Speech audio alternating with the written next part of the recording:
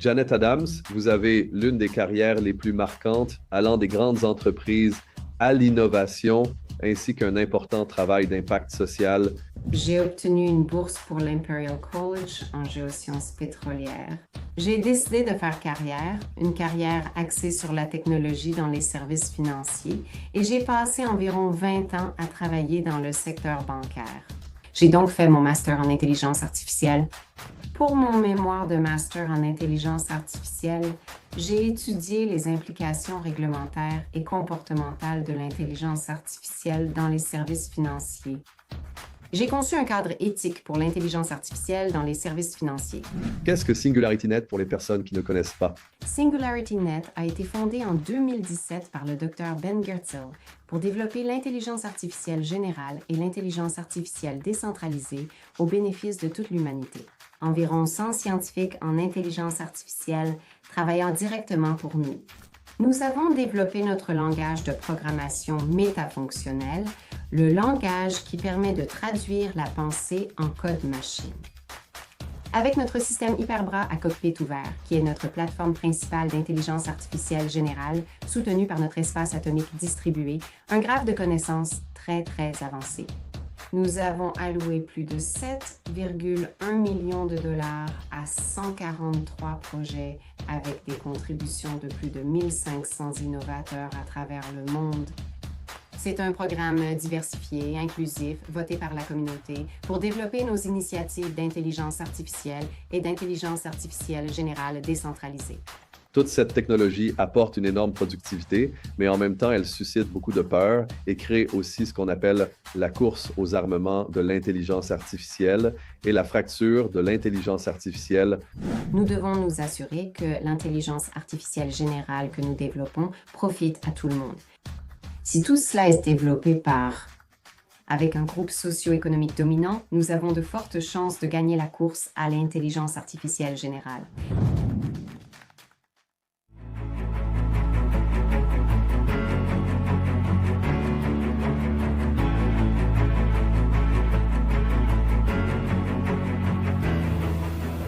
Bienvenue dans le podcast YouTube de Dinis Guarda en partenariat avec businessabc.net, citysabc.com et wisdomia.ai. Nous continuons à mettre en avant des personnalités mondiales et j'ai eu le privilège d'accueillir dans cette série certaines des figures les plus influentes de la technologie et des affaires. Et l'une des choses que j'essaie de faire est de toujours observer les personnes qui apportent beaucoup de fondements à l'innovation et de voir comment nous pouvons, grâce à cette innovation, favoriser de nouvelles solutions pour notre présent et notre avenir, ainsi que la manière dont nous pouvons réellement contribuer à une meilleure recherche et à de meilleures solutions pour notre société.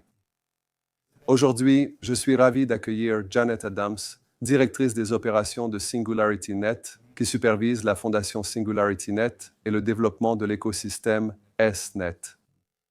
Janet siège aussi au conseil d'administration de la Superintelligence Artificielle Alliance, dédiée à la superintelligence artificielle. Elle a représenté SingularityNet et le Superintelligence Artificielle Alliance à plusieurs événements internationaux, dont le Sommet mondial Intelligence Artificielle for Good, l'International Funkausstellung Berlin et le Global Intelligence Artificielle Show 2025. SingularityNet a intégré le EFET, le jeton Superintelligence Artificielle, à sa plateforme qui alimente un écosystème d'intelligence artificielle décentralisée, offrant l'accès à des services d'intelligence artificielle, la participation à la gouvernance, le staking pour la sécurité et des transactions multichaînes. Janet a aussi participé à Deep Funding, le programme crypto de SingularityNet, où elle a mené des projets intelligence artificielle et blockchain dans la robotique, la biotechnologie, le jeu vidéo, le métavers, les médias, la DeFi, la musique et les arts. Janet a participé au lancement du premier groupe de musique humanoïde, Desdemona's Dream Band, au Festival National Association of Music Merchants à Los Angeles en juin 2022. Janet a occupé des postes de direction chez Aviva, TSB Bank, Hong Kong and Shanghai Banking Corporation et Royal Bank of Scotland, axés sur des projets stratégiques, l'intelligence artificielle, l'automatisation et l'optimisation des processus. Elle a aussi travaillé en gestion des risques, affaires réglementaires et gestion du risque de crédit bancaire. Ses travaux portent sur l'éthique et la régulation de l'intelligence artificielle. Elle défend activement la diversité, l'inclusion et l'égalité dans la technologie. Janet Adams, c'est un honneur de vous avoir ici et je suis très enthousiaste parce que vous avez l'une des carrières les plus, je dirais, marquantes que j'ai vues, car vous avez travaillé aussi bien dans de grandes entreprises que dans l'innovation et également dans de nombreux projets à impact social. Vous avez touché à tant de domaines différents et en ce moment, bien sûr, vous dirigez l'une des organisations de recherche et d'intelligence artificielle à la croissance la plus rapide au monde, tout en ayant un impact considérable. Je suis donc très enthousiaste à ce sujet. Pour commencer, parlons un peu de vous. Votre parcours est très particulier et j'aimerais probablement remonter à votre enfance, car j'aime toujours commencer par là. Y a-t-il un élément dans votre éducation qui a fait de vous la personne que vous êtes aujourd'hui? Denise Guarda, merci beaucoup de m'avoir invité. C'est un immense plaisir d'être ici et un honneur de travailler avec vous et vos équipes. Je sais que vous-même et mon brillant et visionnaire patron, le Dr Ben Goertzel, vous connaissez depuis longtemps, peut-être 10 ans. L'une des plus grandes joies de mon travail, il y en a beaucoup, mais l'une d'elles est de rencontrer des personnes incroyables grâce à Ben. Et vous êtes clairement un pionnier de premier plan dans la technologie et dans de nombreux aspects qui aident le monde à avancer à travers cette révolution de l'intelligence artificielle. C'est donc un véritable honneur d'être ici. Merci de m'avoir invité. Une chose de mon enfance qui m'a le plus influencée, je dirais que c'est probablement ma professeure de sciences à l'école, plus précisément ma professeure de chimie, qui est ensuite devenue la directrice de l'école. C'était une école catholique en Irlande, dans le sud-ouest du pays, et elle m'a transmis ma passion pour les sciences. Je ne pouvais pas me lasser de la chimie. Je ne pouvais pas non plus me lasser de la physique à l'époque. Et elle a été l'inspiration de ma curiosité intellectuelle et l'inspiration pour mes 3 diplômes scientifiques que j'ai ensuite obtenus. Alors, merci à Madame Merton de Laurel-Hill, fidèle compagne de Jésus, d'avoir nourri ma curiosité dès mon plus jeune âge et de m'avoir donné la passion d'apprendre, de grandir et de changer continuellement. C'est très spécial et merci de partager cela avec nous. J'aime toujours démystifier ces moments parce que sache que je pense que tout le monde traverse beaucoup de choses et parfois nous oublions l'humanité qui est en nous et les personnes qui ont fait de nous ce que nous sommes. Donc, votre parcours est vraiment inspirant parce que vous venez clairement d'un milieu scientifique, comme vous venez de le mentionner, mais vous avez aussi exploré de nombreux domaines différents de votre thèse sur l'intelligence artificielle explicable pour la conformité réglementaire bancaire. Et ensuite, vous avez commencé votre carrière dans le secteur financier. Vous avez travaillé avec Aviva, vous avez travaillé avec de grandes organisations financières, puis vous avez occupé des postes de direction très importants chez Hong Kong and Shanghai Banking Corporation et TSB Bank. Donc, un peu de ce parcours, de cette enfance à devenir un leader mondial, puis en 2021 rejoindre SingularityNet. Eh bien, merci Denise Guarda et merci de vous intéresser à moi. Une partie de ma carrière que j'aimerais mentionner, parce que je pense qu'elle peut donner de l'espoir et de l'inspiration aux personnes qui ne travaillent pas dans la science, la technologie ou la banque, c'est que j'ai en fait commencé comme coiffeuse. À 16 ans, j'ai commencé comme apprentie coiffeuse dans un salon de coiffure à Limerick, où je gagnais à l'époque 11 livres par semaine pour mon apprentissage et j'ai travaillé comme coiffeuse. Je pense que le fil conducteur pour moi a toujours été la créativité et les gens. Pendant mes années en tant que coiffeuse, ce qui a duré peut-être 3 ans, j'ai appris à parler à n'importe qui, tout le temps, de n'importe quoi. Et je pense que c'est en fait une excellente formation pour devenir cadre. Et c'est pendant mes années en tant que coiffeuse que J'ai développé une passion pour l'agriculture biologique et l'environnement. Et un jour, je me suis retrouvée assise dans le salon de coiffure sans rien à faire, en train de lire un magazine, et j'ai vu qu'un cursus en sciences de la Terre et de l'environnement allait commencer à l'Université de Greenwich à Londres. J'ai postulé et la semaine suivante, je me suis retrouvée dans un programme environnemental, un diplôme en sciences de la Terre et beaucoup de compréhension de la part de l'université concernant mon parcours. J'avais obtenu mon certificat de fin d'études, j'avais passé les examens de fin de scolarité tout en travaillant comme coiffeuse et c'est un autre aspect de ma carrière, mener de front l'éducation et le travail parce que je suis une travailleuse, j'adore travailler, mais j'aime aussi m'instruire. Et pendant mon diplôme, j'ai eu l'opportunité de travailler aux Pays-Bas dans le brillant secteur de la fleur, des légumes et de l'agriculture aux Pays-Bas. Et si quelqu'un connaît l'agriculture aux Pays-Bas, ils sont des pionniers. Ils sont vraiment à la pointe mondiale en matière de processus extrêmement efficaces et de gestion des processus. Et cela m'a donné une passion pour eux, la gestion des processus et le travail d'équipe. Donc, toutes ces premières expériences que vous savez, à peu près tout le monde peut vivre, ont vraiment façonné la personne que je suis devenue en grandissant en tant que cadre. Donc, j'ai fait ma carrière dans les sciences de la terre environnementale, mon diplôme en sciences de la terre environnementale, qui s'est ensuite traduit par la géologie. Je me suis tournée vers la géologie parce que j'avais une passion pour les sciences de l'évolution. J'aimais la planète, j'aimais la prise de conscience que nous, en tant qu'êtres humains, là où nous sommes en ce moment, nous sommes à l'avant-garde de peu importe 5 milliards d'années d'évolution et que rien n'est figé, rien n'est établi, rien n'est prédéterminé. Nous sommes en tête, nous créons, nous dirigeons et nous sommes responsables. Nous ne sommes pas simplement, nous ne sommes pas simplement des marionnettes de quelques grand dessein, mais nous sommes en réalité responsables de notre propre évolution en tant qu'individu et de notre évolution en tant qu'espèce. Et nous sommes responsables des autres espèces qui dépendent de nous à cause de nos capacités cognitives avancées. J'ai ensuite fait un master à l'Imperial College de Londres. J'ai obtenu une bourse pour l'Imperial College en géosciences pétrolières et pendant mon cursus en géosciences pétrolières à l'Imperial College, je suis tombée amoureuse de l'intelligence artificielle. Donc, c'était en 2005 à ce moment-là, ou peut-être 1995. Je mélange un peu les décennies maintenant. 1995 à ce moment-là. Et le Royaume-Uni était un endroit incroyable pour les sciences à cette époque, pendant cette décennie. Nous avions Richard Dawkins qui publiait Le gène égoïste. Nous avions Stephen Hawking avec Une brève histoire du temps. Nous avions James Gleick et la théorie du chaos.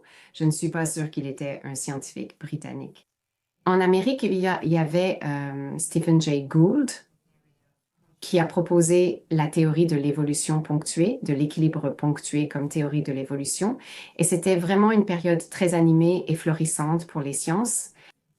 Et je suis tombée amoureuse des deux. J'étais à la fois passionnée par la physique et les trous noirs et par le fonctionnement de l'univers, mais j'ai aussi découvert l'intelligence artificielle grâce à certains de mes collègues à l'Imperial College et à l'Université de Greenwich, des scientifiques très inspirants que j'ai eu l'occasion de rencontrer et avec qui j'ai pu travailler. Et donc, lorsque j'ai terminé mes études, j'ai décidé de choisir une carrière orientée vers la technologie dans les services financiers plutôt que d'aller dans l'industrie de la géologie. Et j'ai passé une vingtaine d'années à travailler dans la banque. J'ai gravi les échelons en commençant comme chef de projet, analyste métier, chef de programme, pour finalement devenir la personne responsable du déploiement de produits mondiaux à grande échelle à la Royal Bank of Scotland, des projets technologiques mondiaux de grande envergure.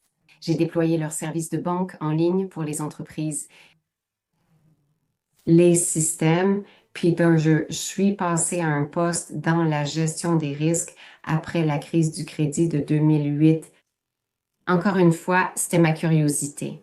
Je voulais juste savoir pourquoi tout cela a-t-il si mal tourné? Comment tout cela a-t-il pu si mal tourner? Et que puis-je faire pour éviter que cela ne se reproduise un jour? Cela m'a donc amené à 10 ans de travail dans le domaine du risque et de la régulation, puis en 2017, j'ai eu un moment décisif. Voulez-vous que je vous en parle ou préférez-vous? Oui, s'il vous plaît. Non, c'est incroyable. Je pense que votre carrière est un film. Continuez. Merci, merci beaucoup. C'est ce que ma mère dit, mais elle le dirait, qui est un modèle formidable, fantastique, incroyable et authentique pour moi. Donc, en 2017, je travaillais à la banque Hong Kong and Shanghai Banking Corporation et j'étais responsable de la conduite et de la tarification, de la gestion des risques de conduite et de la tarification pour toute la banque d'entreprise chez Hong Kong and Shanghai Banking Corporation, ce qui couvrait à l'époque environ 64 marchés. Donc, des équipes dans 64 pays travaillaient à mettre en place des normes de conduite éthique et de bonnes pratiques pour les clients. J'ai toujours eu une passion pour améliorer la vie des clients, en particulier des petites entreprises. J'ai toujours eu une passion pour les hommes et les femmes travailleurs qui mettent de la nourriture sur la table de leurs enfants et qui sont le pilier de l'économie. Donc, je travaillais là-bas. Puis deux des plus grands cabinets de conseil sont venus me proposer du conseil gratuit sur l'intelligence artificielle et cela m'a fait réfléchir. Pourquoi sont-ils si intéressés? Pourquoi s'intéressent-ils autant à mes données? À l'époque, je faisais partie du conseil d'administration d'une association caritative britannique et le président du conseil était docteur en intelligence artificielle chez Amazon Web Services. Après une réunion du conseil un soir, je lui ai demandé, c'était en juillet 2017, pourquoi tout le monde était si enthousiaste à propos de l'intelligence artificielle en ce moment, qu'est-ce que le deep learning et quel est le lien avec le machine learning, comment tout cela fonctionne-t-il? Et comme dans un vrai scénario de film, il m'a dessiné le deep learning et le machine learning sur une serviette. Il a sorti son téléphone, il a parlé à Siri, il a dit « Nous avons fait des avancées. Maintenant, Siri peut t'entendre, ou Alexa, ou peu importe le service Google, peu importe le téléphone qu'il utilisait. Nous pouvons maintenant mieux distinguer les voix du bruit de fond. Nous pouvons maintenant utiliser l'intelligence artificielle qui peut écouter intelligemment les humains et donner une réponse. » Et il m'a envoyé, après cette réunion, il m'a envoyé un article de la Harvard Business Review, un long article de la Harvard Business Review, un grand article de son époque en 2017. Et l'article concluait. Il s'agissait de l'essor de l'intelligence artificielle dans l'industrie et il concluait à la fin que l'intelligence artificielle ne remplacera pas les managers de sitôt, mais que les managers qui utilisent l'intelligence artificielle remplaceront ceux qui ne l'utilisent pas. Moi, je me suis dit, bah d'accord, c'est un signal fort que je dois vraiment m'intéresser à cette technologie pour laquelle j'avais une passion et que j'avais essayé d'utiliser dans le secteur bancaire à plusieurs reprises au cours de ma carrière, mais c'était trop tôt à l'époque. Et enfin, j'ai écouté un podcast d'Andrew Ng, professeur à Stanford, qui a fondé Coursera. Et dans ce podcast, il a dit deux choses. La première, il a dit qu'il n'y a pas de pénurie de ressources en intelligence artificielle, mais qu'il y a une pénurie de cadres qui comprennent l'intelligence artificielle et savent l'appliquer. Ensuite, le chercheur lui a demandé ce qu'il conseillerait à ses enfants d'apprendre à l'université et il a répondu qu'il ne leur conseillerait pas d'étudier un sujet particulier. Je leur conseillerais que c'est maintenant le moment de l'apprentissage tout au long de la vie. Les jours où l'on faisait une seule carrière pendant une période et c'était tout pour toute sa vie, ces jours-là sont révolus. Il faut être continuellement prêt à évoluer, à se mettre à jour et à s'éduquer soi-même. Alors, j'ai eu une illumination soudaine et j'ai décidé de faire un master en intelligence artificielle. Je m'étais déjà informée sur eux avant. En arrivant à destination, je faisais déjà des recherches sur eux depuis le parking. J'ai postulé ce soir-là à certains masters en intelligence artificielle et grâce à la mentorat et au conseil du professeur Hani Hagras à l'Université d'Essex au Royaume-Uni, j'ai été acceptée en master et tout en travaillant à temps plein chez Hong Kong and Shanghai Banking Corporation grâce à mes supérieurs très compréhensifs, j'ai eu beaucoup de chance de travailler pour des responsables et des dirigeants qui ont soutenu ma carrière. Je pense que c'est vraiment, enfin, c'est la chose la plus importante au cours d'une carrière, vraiment. Et il m'a soutenu. Mon responsable là-bas, un type super, Karen McNeese, m'a soutenu pour faire un master à temps partiel. Donc, j'ai fait mon master de 2017 à 2019 en intelligence artificielle et ce que j'ai pu faire, c'est apporter tout ce que je comprenais sur le risque et la régulation dans les services financiers, ce qui était beaucoup à ce moment-là à ma recherche. Et pour mon mémoire de master en intelligence artificielle, j'ai étudié les implications réglementaires et de conduite de l'intelligence artificielle dans les services financiers. J'ai développé un cadre éthique pour l'intelligence artificielle dans les services financiers, ce qui est toujours absolument vrai aujourd'hui. J'ai conseillé plusieurs régulateurs mondiaux à Singapour, au Royaume-Uni et aux États-Unis et j'ai présenté les résultats de ma thèse qui aujourd'hui, en 2025, soit 6 ans plus tard, serait assez courant. Mais à l'époque, c'était très révolutionnaire et très perspicace et très pratique. Je pourrais dire que ce sont les types d'intelligence artificielle que vous pouvez appliquer à ces types de cas d'utilisation, que ce soit dans la banque de financement et d'investissement, la banque d'investissement ou la banque de détail, et voici leur applicabilité, ainsi que l'approche réglementaire basée sur les risques à adopter pour superviser l'intelligence artificielle dans les services financiers. C'est incroyable et pour les personnes qui nous écoutent, bien sûr, c'était avant que l'intelligence artificielle ne devienne le phénomène qu'elle est aujourd'hui et on ne parle ici que de certaines des plus grandes institutions financières du monde. Avant la crise financière, la Banque royale d'Écosse était la plus grande banque mondiale, tandis que Hong Kong and Shanghai Banking Corporation reste l'une des plus grandes. Je voulais juste aborder ce point parce que apporter tout d'abord ce niveau d'innovation ainsi que le cadre réglementaire à ces institutions n'est pas une tâche simple. Et je travaille moi-même dans une banque, donc je comprends de quoi tu parles et je connais notre complexité. Donc j'aimerais pour notre public, parce que je sais que la plupart des gens ont encore du mal. Bien sûr, mon public est assez technophile, mais beaucoup découvrent encore l'intelligence artificielle. Et comme tu es dans ce parcours de l'intelligence artificielle, juste une remarque ici sur le travail que tu as accompli en matière de transformation numérique au sein de ces organisations, parce qu'on parle de 3 des plus grandes banques et aussi d'Aviva, où tu as également fait un travail considérable. Quel serait, selon toi, si tu regardes le taux de réussite? Bien sûr, c'est une quantité de travail énorme, mais aussi le fait de faire en sorte que les organisations soient à la pointe et qu'elles soient préparées à cela, c'est quelque chose que je dirais que la plupart des banques n'ont toujours pas accompli. Maintenant, il y a beaucoup d'engouement. C'est probablement plus la peur de rater quelque chose. Donc, quels seraient les domaines que tu as?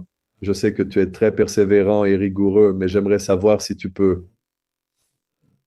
Peux-tu partager avec notre public les domaines qui, selon toi, ont contribué à ton succès? Qui ont principalement été la clé du succès, donc en termes d'innovation dans le secteur bancaire, le défi d'introduire l'intelligence artificielle dans l'industrie des services financiers, c'est l'éducation. Et parce que l'intelligence artificielle est un sujet assez complexe, ce n'est pas quelque chose que l'on peut vraiment survoler ou comprendre à un niveau qui rende un dirigeant responsable à l'aise pour mettre en œuvre de nouvelles sciences et de nouvelles technologies dans le secteur bancaire. Donc, comme je l'ai dit, j'ai déployé un certain nombre de solutions comme la banque en ligne pour la Royal Bank of Scotland, beaucoup d'automatisation des processus, d'automatisation des flux de travail, d'automatisation robotisée des processus. Et en accord avec, j'ai eu cette discussion il y a 2 semaines avec l'un des plus grands directeurs généraux d'un des cabinets de conseil. En accord avec le reste du secteur, ce que nous avons constaté dans les services financiers, c'est que l'automatisation des flux de travail, Lean Six Sigma, l'automatisation des processus l'automatisation robotisée sont très, très difficiles à réussir de manière à atteindre le retour sur investissement complet du projet envisagé. Et c'est toujours le cas encore aujourd'hui.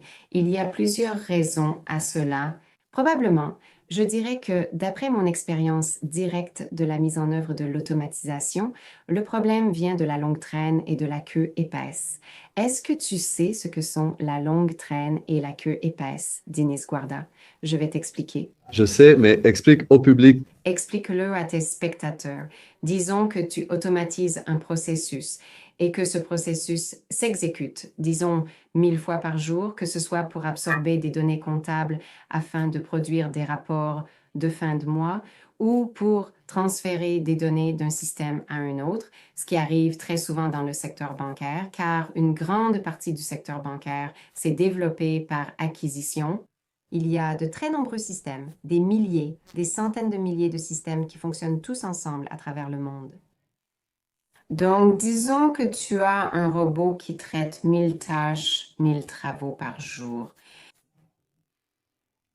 La longue traîne fait référence au type d'exception que le robot ne peut pas gérer parce qu'il ne les a jamais rencontrées et qu'il n'a pas été entraîné pour cela. Et à cette époque, c'était simplement de la programmation conditionnelle et du pur si alors, sans automatisation intelligente. Et la partie épaisse de la courbe, c'est lorsqu'il y a une grande quantité d'un, deux ou trois types d'exceptions que le robot ne peut pas gérer, donc la longue traîne.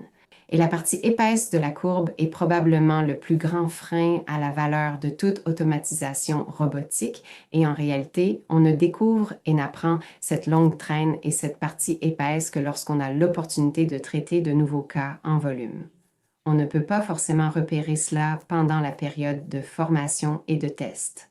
Donc, c'est un des défis auxquels les organisations sont confrontées aujourd'hui, mais le deuxième, c'est l'éducation et l'incitation. Si vous regardez comment nos cadres très expérimentés, les cadres dirigeants du secteur bancaire sont incités. Et cela s'applique probablement à tous les autres secteurs également. Je n'ai simplement pas travaillé dans ces domaines pour le savoir, mais au moment où ils atteignent un niveau très élevé, il y a de fortes chances qu'ils aient une grosse pension, de gros bonus et des bonus différés, et le risque que quelque chose tourne mal est plus élevé que la récompense si tout se passe bien. Et donc, ce système d'incitation en lui-même n'incite pas vraiment le courage. Il en va de même pour nos systèmes de régulation, car les régulateurs doivent, à juste titre, s'assurer que nos clients sont bien pris en charge et qu'il n'y a pas d'erreur.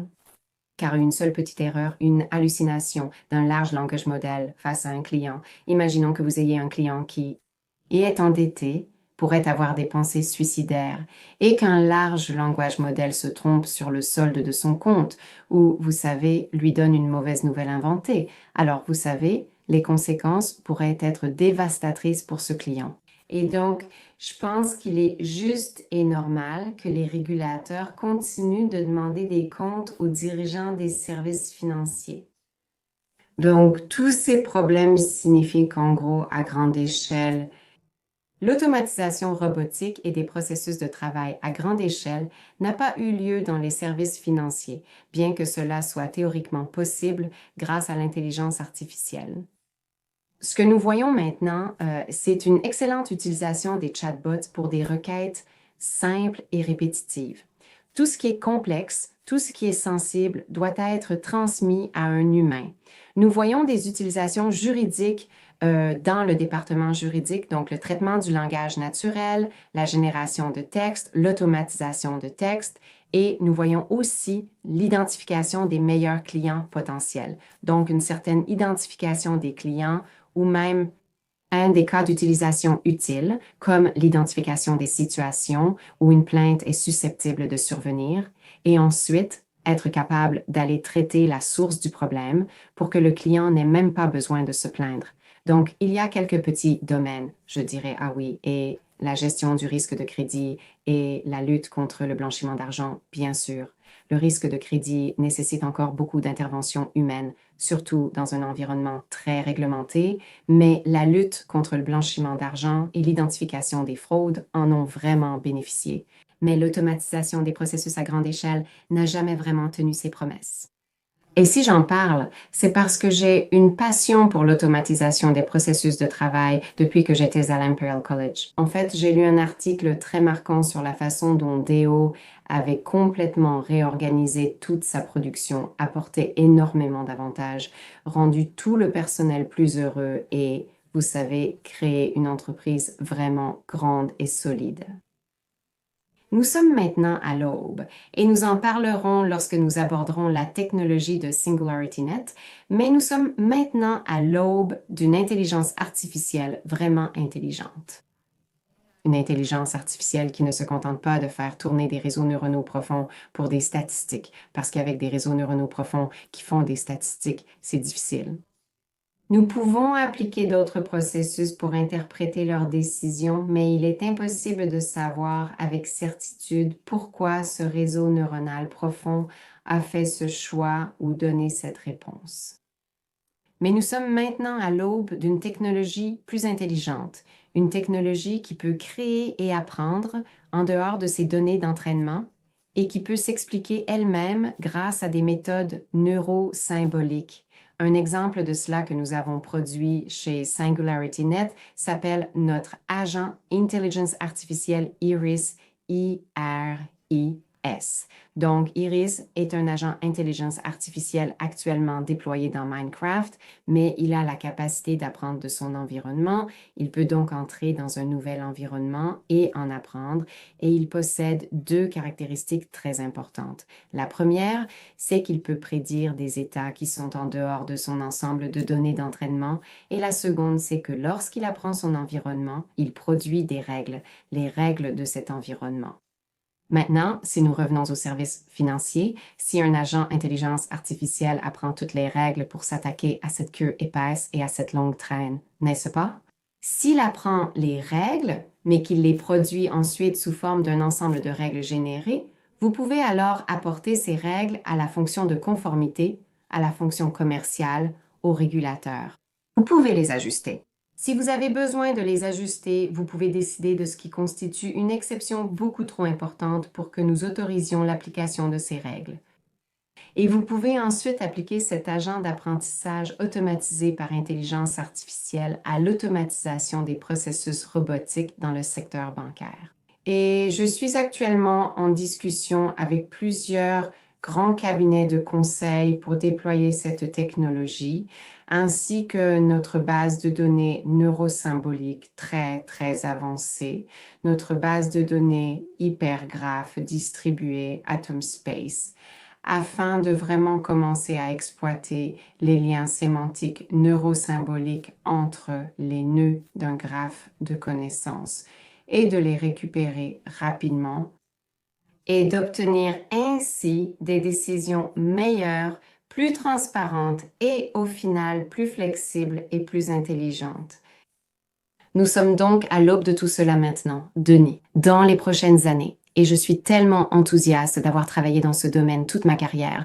Je suis tellement heureuse que nous soyons enfin à une époque où tous ces rêves que j'avais à l'université sur la façon dont nous pourrions vraiment augmenter de façon spectaculaire la productivité dans les industries sont sur le point de se réaliser. Et j'imagine que tu vas probablement aborder les aspects plus effrayants de ce genre d'évolution. J'y viendrai, mais je veux rester sur ta carrière. Et je pense qu'il y a beaucoup de questions. Et merci pour cette partie. C'est une avancée majeure. Et comme tu l'as dit, cela montre la rapidité du chemin de l'innovation et sa vélocité.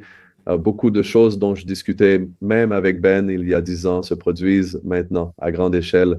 Et bien sûr, si tu regardes Ben Gorsley, que j'ai déjà présenté plusieurs fois sur cette chaîne, c'est lui qui a inventé le terme intelligence artificielle générale, ce qui touche en partie à la superintelligence. Donc, revenons à ta carrière parce que je veux continuer. Il y a une continuité ici. Donc, après ce travail auprès de certaines des plus grandes organisations financières du monde qui sont très centralisées et aussi très corporatives, tu as complètement changé en 2021 pour prendre le poste de président-directeur général de SingularityNet, qui est une organisation de recherche technologique décentralisée en intelligence artificielle et blockchain, où tu diriges les opérations ainsi que la fondation SingularityNet et la croissance de S et de l'écosystème du réseau. Donc, tout d'abord, pour les personnes qui nous écoutent, parce que je pense que c'est important, nous allons très en profondeur, mais j'aimerais bien sûr voir ce changement très radical dans ta carrière. Et ensuite, qu'est-ce que SingularityNet pour ceux qui ne connaissent pas? Je suis sûr que tout le monde dans mon audience devrait le savoir maintenant, mais parfois les gens oublient cela et vous faites tous beaucoup de choses. Donc, c'est SingularityNet et tout l'écosystème que vous construisez qui développe la technologie que tu viens de mentionner. Eh bien, ça a été un changement tellement glorieux pour moi de passer du monde de l'entreprise au monde de l'entrepreneuriat, puis au monde décentralisé dans la crypto et dans la magie du Dr. Vanguard. Donc, pendant mon master, en février 2018, un de mes tuteurs m'a demandé: Est-ce que tu connais quelque chose à la crypto? J'ai répondu absolument rien. Alors il m'a dit: Eh bien, je vais te donner un cours. C'est un type super avec qui je suis toujours en contact et que j'apprécie beaucoup. Il m'a donné un cours sur la crypto et il m'a présenté, je crois, 5 altcoins différents, dont l'un d'eux était intelligence artificielle générale. Dr. Banger. Donc, lui et son équipe, il m'a présenté à SingularityNet et je suis devenue détentrice d'intelligence artificielle générale. C'était le premier jeton que j'ai acheté. En février 2018, pour celles et ceux qui connaissent le marché, vous savez que c'était peut-être 1 ou 2 semaines avant une importante correction du marché, mais c'est ainsi que vont les choses. Ainsi vont les choses. Et j'ai commencé à suivre Vanguard, donc j'étais encore en train de faire mon master et cela m'obligeait à conduire environ 600 miles par semaine. Et donc, je me remplissais littéralement de tout ce que je pouvais trouver sur Ben Goertzel, tous ses travaux en ligne, le podcast de Joe Rogan, bien sûr, et je n'arrivais pas à croire qu'il existait quelqu'un dans le monde qui se souciait. Moi, je me souciais des petites entreprises et lui, il se souciait tellement de permettre à la personne ordinaire de bénéficier de la technologie et de profiter de l'élévation sociale que la technologie peut apporter. Donc, je suis devenue j'étais vraiment une vraie fan. J'ai rejoint le groupe Telegram de SingularityNet et ensuite, je n'aurais jamais pensé avoir le plaisir ou l'honneur de rencontrer quelqu'un comme le docteur Ben Goertzel. Pour moi, c'était juste comme une muse scientifique brillante venue d'une autre planète. Mais en 2019, en 2020, quand je publiais, je faisais beaucoup de conférences à travers le monde en parlant de l'intelligence artificielle des services financiers et de la régulation de l'intelligence artificielle. Les résultats de mon mémoire de master que j'ai publié avec le professeur Ami Agras. Et l'un des collègues de Ben m'a contacté pour me demander si j'aimerais discuter avec SingularityNet du potentiel de l'intelligence artificielle dans le secteur bancaire. Et j'étais absolument stupéfaite à l'idée de pouvoir rencontrer le docteur Ben Goertzel ou même quelqu'un qu'il connaissait. Je n'aurais jamais pensé à l'époque que je rencontrerais Ben, mais il a organisé une réunion et c'était le premier jour du confinement dû au COVID à Londres. Donc j'étais chez moi dans ma cuisine, utilisant Zoom pour la première fois et j'ai reçu une invitation à une réunion avec Bill Inman, qui est toujours un acteur majeur du succès de SingularityNet. Maintenant pas président-directeur général, la cofondatrice de la projet Twin Protocol, le projet de jumeaux numériques que nous menons et qui fait partie de notre écosystème. Mais bref, l'invitation est arrivée, Dr. Ben Goertzel était sur l'invitation et je racontais à tous mes amis et à ma famille que c'était la chose la plus folle qui me soit jamais arrivée. J'ai une invitation avec Ben Goertzel pour me parler dans ma cuisine. Je n'aurais jamais cru qu'il viendrait, mais il est venu et nous avons eu la conversation la plus incroyable sur le lien entre le science de l'évolution géologique, la paléontologie et l'évolution de l'intelligence artificielle. et l'évolution de l'humanité sur la voie de l'utilisation de l'intelligence artificielle pour nous faire avancer dans l'évolution. C'était donc génial et ça m'a vraiment époustouflée. Puis, quelques mois plus tard, à mesure que la COVID s'aggravait et que les implications économiques de la COVID devenaient très claires, j'ai eu de la chance à l'époque. Je travaillais à la TSB Bank et j'ai pu mettre en place l'automatisation robotisée des processus pour leur permettre de distribuer des prêts assistés par le gouvernement à nos clients. J'étais très passionnée par le fait d'aider les personnes qui avaient des difficultés pendant la COVID. Bref, j'ai parlé à l'une de mes amies, Jali Kebasuso, qui est une joueuse de kora gambienne. Tu sais ce qu'est la kora, Denis? Oui. Magnifique, c'est mon instrument préféré. Bref, donc je lui ai parlé et il me disait à quel point le COVID avait été difficile pour la communauté musicale ouest-africaine à Londres, dont beaucoup étaient des amis à moi parce que j'avais une passion pour la musique ouest-africaine depuis environ 10 ans à ce moment-là et j'ai eu l'idée de lancer un projet d'intelligence artificielle et de musique ouest-africaine. Un festival sur Zoom où mes amis du secteur bancaire et de l'entreprise feraient un don qui financerait ensuite mes amis musiciens pour qu'ils fassent un concert. Et aussi, vous savez, pour sensibiliser l'industrie à la culture. J'ai envoyé un email à Ben ainsi qu'à plusieurs autres personnes pour lui demander s'il accepterait de prendre la parole à mon festival et il m'a répondu en moins d'une heure pour dire oui.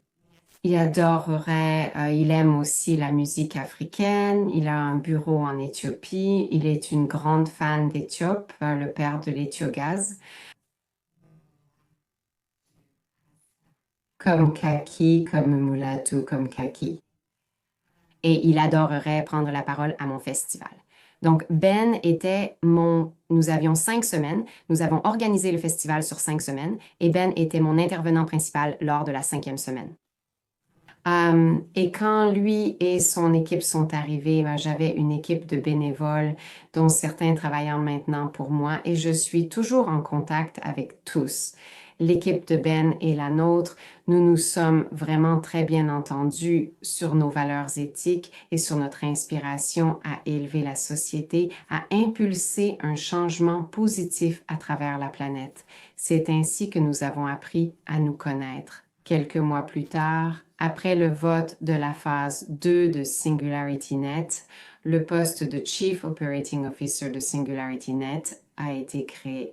Et j'ai eu la chance de pouvoir entrer dans l'intelligence artificielle décentralisée en travaillant pour ce que je considère comme le plus grand génie et le plus grand leader de notre planète aujourd'hui, c'est-à-dire le brillant et incroyable Dr. Ben Goertzel. À ce moment-là, toute ma famille, tous mes amis étaient tous détenteurs d'intelligence artificielle générale et j'avais fait l'éloge du travail de Ben. Je leur avais dit que ça allait être incroyable, que c'était le leadership technologique en intelligence artificielle le plus éthique sur la planète et le plus brillant avec les technologies les plus brillantes. Ils allaient accomplir des choses extraordinaires. Donc, tout mon entourage était très heureux de me voir prendre un rôle dans l'organisation et de pouvoir avoir une influence sur le succès de l'organisation à l'avenir alors que je sers le Dr. Ben Goertzel, car c'est mon rôle. Eh bien, c'est une histoire incroyable et cela montre aussi la passion que tu mets dans les choses et aussi la dévotion parce que ce sont ces choses-là, eh bien, ça a été un long parcours. Donc, pour les gens qui nous écoutent, et je veux en parler parce que SingularityNet est, je pense, bien connu pour des gens comme moi et bien sûr pour notre communauté, mais c'est encore, je pense que le travail que vous faites, c'est d'apporter avant tout une intelligence artificielle décentralisée et ouverte au monde. C'est énorme, mais cela comprend aussi beaucoup d'innovation. Nous parlons de la recherche en intelligence artificielle ouverte avec parmi les plus grands travaux mondiaux et vous abordez ces domaines. Vous développez de nombreuses technologies. Il y a aussi le jeton, qui est en ce moment un jeton énorme. Et il y a aussi le travail en robotique que vous faites avec cette démonstration maintenant et ainsi de suite. Donc, parlons un peu de cet écosystème d'abord. Je pense qu'il faut un peu comprendre, comme vous l'avez mentionné à propos du jeton, que c'est Il y a eu un lancement en 2017-18 jusqu'à maintenant d'une nouvelle superintelligence artificielle, un peu de ce parcours et ce que vous voulez bien sûr partager avec moi et le public parce que ce public, je pense qu'il a besoin d'en savoir plus, surtout qu'il y a beaucoup de professionnels fantastiques. Comme vous l'avez mentionné, Iris, il y a beaucoup de recherches fantastiques qu'il serait bon de partager et nous mettrons toutes ces informations en avant pour les personnes qui nous écoutent. Merci. SingularisNet a été fondé en 2017 par le Dr. Ben Goertzel pour développer l'intelligence artificielle générale et l'intelligence artificielle décentralisée au bénéfice de toute l'humanité. Ben et son équipe, certains membres de son équipe avaient travaillé avec lui pendant 30 ans. Il a donc réuni une équipe de scientifiques et de technologues très accomplis dans le domaine de l'intelligence artificielle neurosymbolique et de l'intelligence artificielle générale. Je sais que tu as parlé à Ben récemment et que tu le connais bien. Ben avait décidé à l'âge de 3 ans qu'il allait construire un robot plus intelligent que le robot. Dans Star Trek à l'époque, dont le nom m'échappe avant Data, la série originale de Star Trek. Il avait tenté sa première intelligence artificielle générale en 1998 avec WebMind, mais c'était bien trop tôt. Il n'y avait pas assez de données, il n'y avait pas assez de bandes passantes, assez de puissance de calcul à cette époque. Donc, depuis 2017 jusqu'à aujourd'hui, j'ai rejoint en 2021 et nous avons redoublé d'efforts sur notre recherche en intelligence artificielle générale. Donc, nous avons environ une centaine de scientifiques en intelligence artificielle qui travaillent directement pour nous. Notre communauté compte encore plus de développeurs. Nous avons encore plus de développeurs qui travaillent grâce à notre programme de subvention Deep Funding et nous avons développé notre langage de programmation métafonctionnel que l'on peut considérer comme le langage de la pensée pour décrire et traduire la pensée en code machine. Et le langage de programmation métafonctionnelle avec notre système OpenCog Hyperon, qui est notre plateforme intelligence artificielle générale principale, sont soutenus par notre Atom Space distribué et notre graphe de connaissances avancé. Ce sont les piliers fondamentaux de nos efforts en matière d'intelligence artificielle générale, mais nous intégrons toutes sortes d'intelligence artificielle dans notre approche de l'intelligence artificielle générale, contrairement aux grandes entreprises technologiques et à OpenAI qui se concentrent beaucoup sur une approche basée sur les réseaux neuronaux profonds pour l'intelligence artificielle. Nous avons une approche différente qui englobe le meilleur de toutes les technologies, méthodes et écoles de pensée de l'intelligence artificielle. Nous explorons la programmation évolutive et travaillons sur une approche de codage prédictif pour les Large Language Models. Nous faisons beaucoup de travail sur les systèmes logiques, les systèmes de motivation et notre plateforme OpenCog Hyperon permet de façon unique à tous ces types d'intelligence artificielle d'interagir entre eux, tous guidés et dirigés dans leur attention par notre Atom Space distribué et connecté, lorsque c'est approprié, par notre langage de programmation métafonctionnelle. Donc, à notre connaissance, c'est la pile technologique intelligence artificielle générale la plus avancée sur la planète.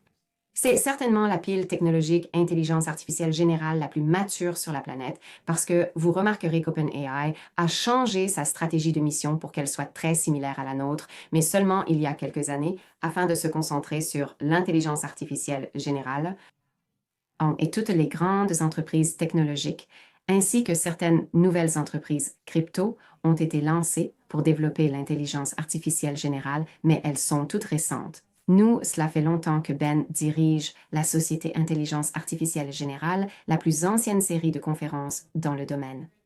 Je pense que c'est notre 18e année cette année que nous dirigeons la Société Intelligence Artificielle Générale. Donc, nous avons accès à et nous sommes connectés à tous les chercheurs intelligence artificielle générale les plus expérimentés et les plus passionnés qui s'intéressent au domaine depuis les 2 dernières décennies.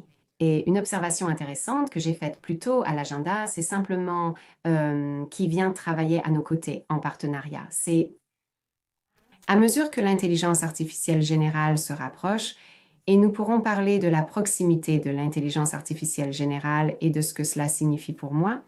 Mais à mesure que l'intelligence artificielle générale se rapproche et que la singularité devient de plus en plus imminente, nous voyons, c'est presque comme une force magnétique, SingularityNet attire les meilleurs chercheurs en intelligence artificielle générale. Probablement pas tous. Il y en a encore qui veulent un salaire de la Silicon Valley et ce n'est pas ce que nous offrons chez SingularityNet.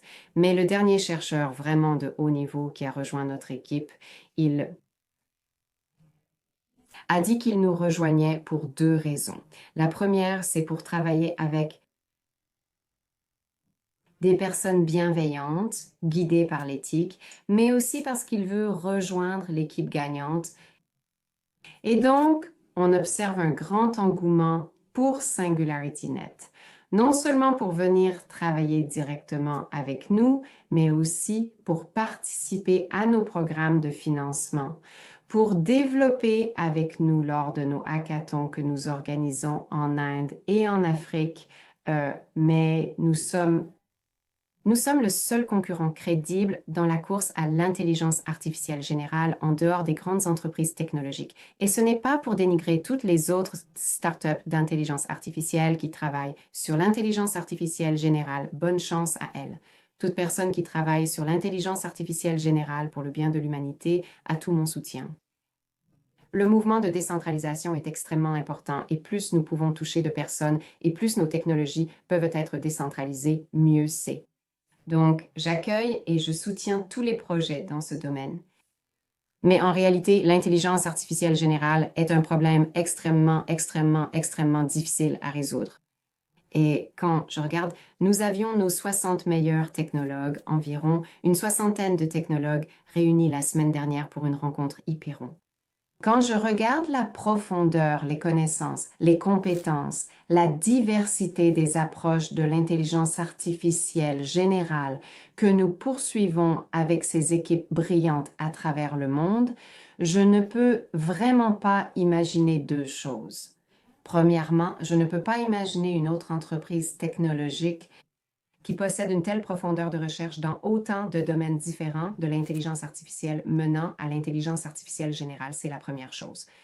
La deuxième chose, c'est que je ne peux tout simplement pas imaginer un autre scientifique capable de couvrir, comprendre, connecter, soutenir, faire grandir, guider, diriger, orienter un groupe aussi diversifié de personnes travaillant sur des approches d'intelligence artificielle aussi variées.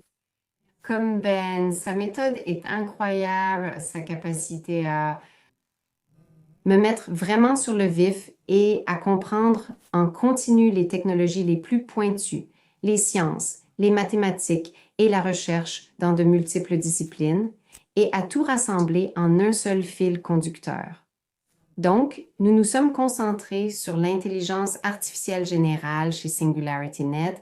C'est notre mission principale pour le bénéfice de toute l'humanité de manière décentralisée, un changement sismique dans les structures de pouvoir de notre planète, avec un potentiel spectaculaire pour réduire les inégalités folles que nos systèmes humains ont créées, et tout en travaillant sur notre mission principale, qui est vraiment en train de se concrétiser maintenant.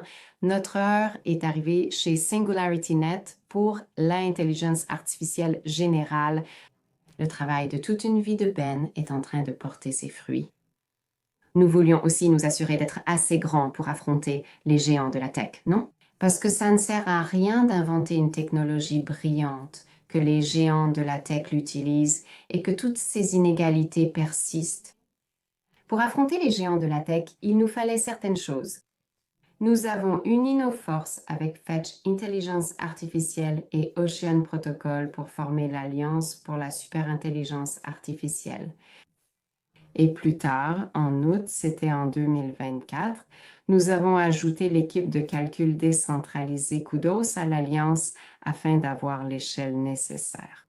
Et nous avons, si vous pensez au cœur de SingularityNet Intelligence Artificielle Générale et à notre plateforme centrale SingularityNet, pensez à Ocean Protocol et à toute leur gouvernance des données, leur gouvernance décentralisée des données, leur gestion décentralisée des données, leur protocole de sécurité, absolument essentiel pour une intelligence artificielle générale massive à grande échelle à travers la planète. Et puis Fetch, qui sont les pionniers. Les premiers. Fetch a été les premiers agents d'intelligence artificielle. Ils ont certainement été les premiers agents d'intelligence artificielle dans le Web3 qu'ils ont fondé. Je crois que c'était en 2018. Mais je ne sais pas comment vous savez, l'intelligence artificielle, le web agentique, c'est quelque chose d'énorme et c'est la plus grande tendance ou l'une des plus grandes tendances de l'intelligence artificielle en ce moment. Fetch a été le premier pionnier dans ce domaine. Donc, rassembler l'écosystème des agents de Fetch.ai et leur technologie d'agents avec les données d'Ocean Protocol, avec la recherche approfondie et les outils et méthodologies neurosymboliques de SingularityNet, puis ajouter l'équipe brillante de Kudos basée au Royaume-Uni qui possède le plus grand réseau DeepEnd dans le Web3 et fournit de l'informatique en nuage décentralisé à des coûts jusqu'à 70% moins chers que les alternatives des grandes entreprises technologiques, avec une transparence et une visibilité totale des coûts dès le début. Vous rassemblez tout cela en une seule pile. Et en fait, chez SingularityNet, nous avons la suite d'outils la plus complète disponible, une suite d'outils disponibles pour tout le Web3. Nous avons des agents. Nous avons, vous savez, nous avons de la puissance de calcul, nous avons des agents, nous avons une technologie d'agent à agent, nous avons notre super intelligence artificielle, One Mini Web, 3 large language models dédiés, nous avons des données, la gouvernance et des principes de gestion des données. À nous, cela couvre simplement toute l'étendue de notre offre en intelligence artificielle et ATI. Et nous parlions plutôt de la façon dont on explique vraiment ce que l'on fait à l'Alliance Superintelligence Artificielle. L'étendue de ce que nous faisons est si vaste. Cela englobe le calcul, les données, les agents, la mémoire, le raisonnement, la motivation, les systèmes, l'apprentissage des langues. Tout est conçu pour permettre une intelligence persistante, à grande échelle et évolutive à l'échelle mondiale. Nous sommes donc très fiers, très honorés de travailler avec nos partenaires de l'Alliance Superintelligence Artificielle et nous partageons tous une mission commune. Faire en sorte que l'intelligence artificielle décentralisée du Web3 soit le berceau de l'intelligence artificielle générale, à être réellement l'entreprise qui évolue avec la meilleure technologie pour s'attaquer à la domination des grandes entreprises technologiques sur la planète, apporter ces outils, les rendre disponibles et les déployer de manière éthique au bénéfice de l'humanité. Les rendre disponibles pour élever tout le monde. Ainsi, cette révolution de l'intelligence artificielle devient la marée montante qui soulève tous les bateaux. Tout d'abord, félicitations. Je suis un grand fan et je te remercie beaucoup d'avoir présenté la cartographie de ce que tu fais parce que, bien sûr, j'ai interviewé Ben et tu mettras le lien vers l'interview avec Ben, mais je pense que tu l'as expliqué de manière très méticuleuse, ce qui est important à mes yeux.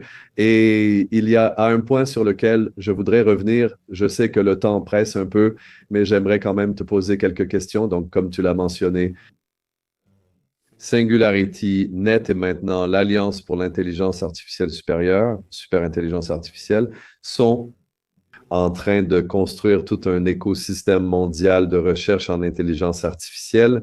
Et j'ai mentionné que vous avez des centaines de chercheurs en intelligence artificielle, mais les chiffres sont vraiment impressionnants.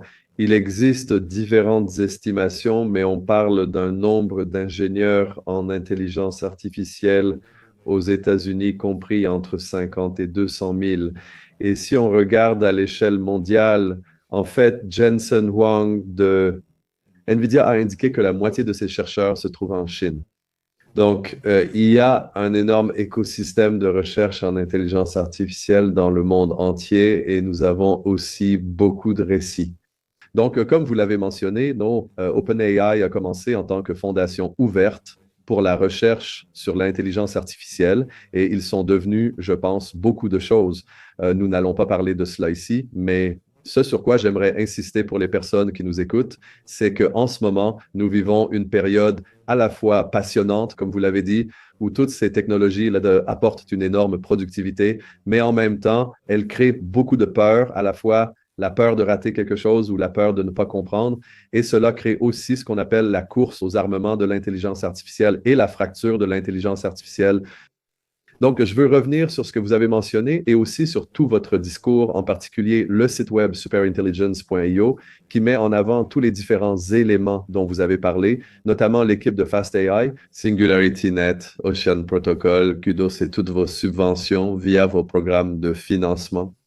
Mais j'aimerais aborder ce point et je connais bien Ben, mais selon sa vision en tant que passionné de technologie, de votre point de vue opérationnel, comment pouvons-nous apporter cela au monde et, comme vous l'avez dit, créer un récit beaucoup plus positif? Mais en réalité, en ce moment, nous entrons, je dirais, dans la science-fiction. Vous avez mentionné la science-fiction. J'adore la science-fiction. Et je parlais justement avec Ben, je pense que nous vivons un moment à la Blade Runner. Nous n'avons pas encore certaines autres technologies, mais au moins en ce qui concerne les grandes entreprises qui contrôlent les choses. Mais ensuite, je pense que vous apportez, vous avez mentionné tout à l'heure, le soleil et un peu de, je pense que ce genre de récit dont nous avons en fait plus besoin que jamais. Donc, j'aimerais voir comment vous voyez ce récit et je sais que vous avez beaucoup travaillé là-dessus et votre contribution est très positive, mais aussi très terre à terre. C'est l'une des choses que j'aime. Et par exemple, en regardant les différentes parties de vos contributions, même certaines de vos interventions mettent en avant l'importance de favoriser un environnement diversifié et inclusif où il y a non seulement l'égalité des genres, mais aussi une diversité dans la construction de modèles qui ne deviennent pas des monstres, ce qui peut arriver. Et ensuite aussi le travail de construction de cet écosystème qui, pour moi, est encore plus important parce que je trouve que l'écosystème de l'intelligence artificielle est très fragmenté et qu'il est contrôlé par ces grands géants qui font un excellent travail en matière d'innovation technologique, mais en même temps, c'est bien plus que cela. Merci beaucoup, Denis.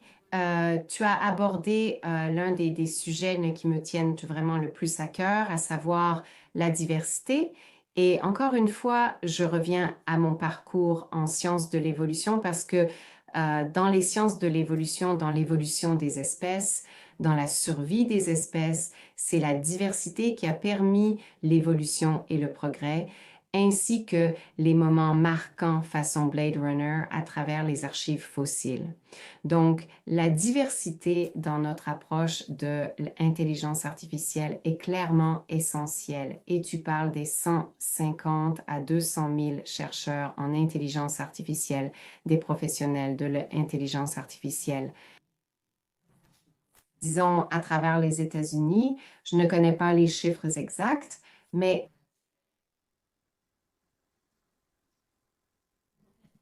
90, ça doit être bien au-delà de 90%. Environ 99% d'entre eux se concentrent sur les réseaux neuronaux et leur technologie, car ce sont eux qui ont généré tout le retour sur investissement dans l'industrie, et que ces 150 ou 200 000 personnes doivent nourrir leur famille. Elles doivent développer des produits, c'est-à-dire marketing et vente. Oui, oui, tu sais, c'est l'une des plus grandes applications de l'intelligence artificielle aujourd'hui dans l'industrie. Donc, ce que tu as, c'est tout un groupe de chercheurs en intelligence artificielle qui travaillent sur une seule discipline, à savoir les réseaux neuronaux profonds qui ont leurs limites. Là où nous sommes différentes dans notre diversité, c'est notre diversité à tous les niveaux. Donc, je suis une fervente partisane de la diversité dans l'industrie depuis au moins 20 ans, depuis que j'ai été cofondatrice et impliquée dans le lancement du réseau féminin de la Royal Bank of Scotland. J'ai soutenu mon équipe pour cofonder le réseau Black, Asian and Minority Ethnic, le réseau des minorités noires et ethniques, et j'ai aussi été une partenaire clé du réseau lesbienne, gay, bisexuelle et transgenre dans chaque institution où j'ai travaillé. J'adore simplement la diversité, j'adore, vous savez, une de mes croyances fondamentales, c'est que chaque personne est égale et que chaque personne a sa propre beauté à révéler et sa propre contribution unique à apporter. J'ai donc toujours été une grande admiratrice de la qualité des gens et du soutien aux groupes minoritaires qui, certainement à l'époque où j'ai commencé dans la banque, je pense encore. Eh bien, l'écart de rémunération entre les sexes est toujours bien présent aujourd'hui, ce qui nous ramène à l'époque où il fallait avoir des muscles plus forts pour gagner plus d'argent. Et nous avons toujours ce grand écart de rémunération entre les sexes qui, je crois, ne devrait pas se refermer avant encore une centaine d'années, d'après la dernière fois où j'ai regardé les chiffres. Donc, quand j'ai rejoint SingularityNet,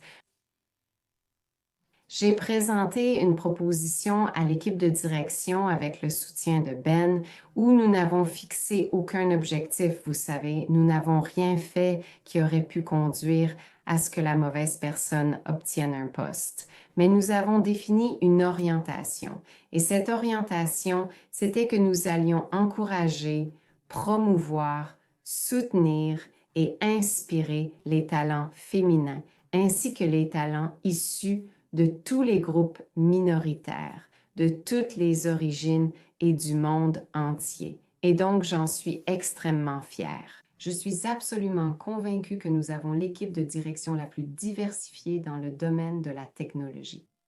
En termes d'âge, de genre, de race, de croyances spirituelles,